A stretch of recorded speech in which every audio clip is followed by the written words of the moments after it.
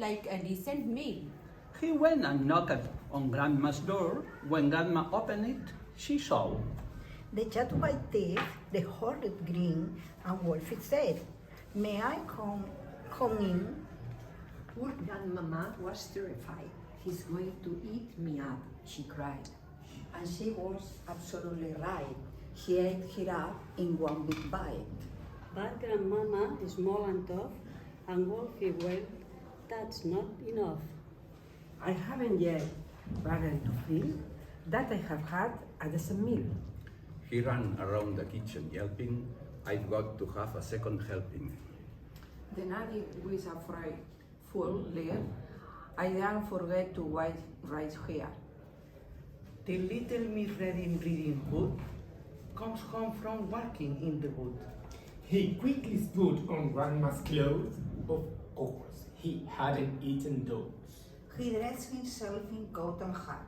He put on shoes, and after that, He even brushed and combed his hair.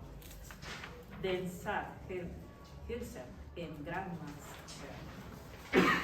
In came the little girl in red.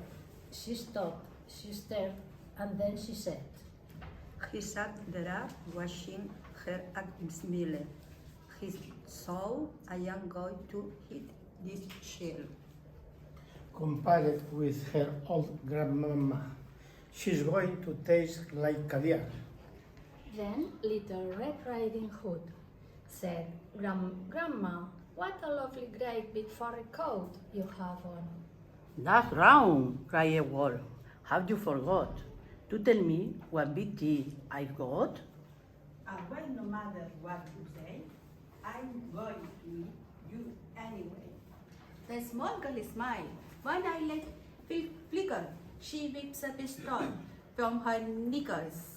She aims it at the creature's head, and bang, bang, bang, she shot me in that. A few weeks later, in the wood, I came across Miss Riding Hood. But what a change! No cloak of red, no silly hood upon her head.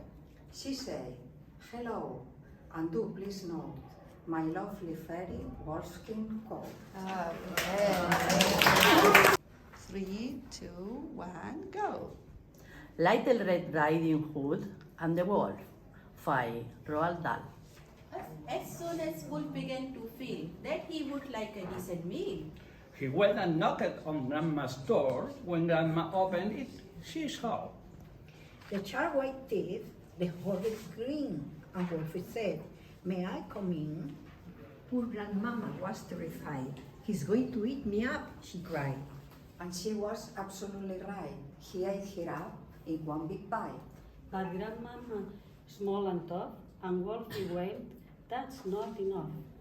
I haven't yet begun to feel that I have had a decent meal. He ran around the kitchen yelping, "I've got to have a second helping." The native with a frightful laugh. I dare forget how white right here. The little Miss Red Riding Hood comes home from working in the wood. He quickly put on Grandma's clothes. Of course, he hadn't eaten those. He dressed himself in coat and hat. He put on shoes, and after that, He even brushed and combed his hair. Then sat himself in Grandma's chair. In came the little girl in red. She stopped, she stared, and then she said, what a big ears you have, Grandma.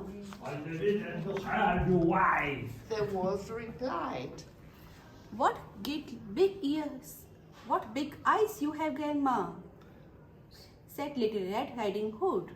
I delighted to see you wife. The wolf replied, She sat there washing her smile. He saw a young boy to hit his shell. Compared with her old grandmama, she's going to taste like caviar. Then Little Red Riding Hood said, But Grandma, what a lovely great big furry coat you have on. That's wrong, cried Wolf. Have you forgot to tell me what big teeth I've got? well, no matter what you say, I'm going to eat you anyway. The small girl smiled. One eyelid flickered. She whips a pistol from her knickers. She aims it at the creature's head, and bang, bang, bang, she shot him dead. A few weeks later, in the book, I came across Miss Riding Hood. But what a change! No cloak of red, no Sally Hood opened her head. She said, "Hello, and do please note, my lovely fairy wears skin coat." Thank you.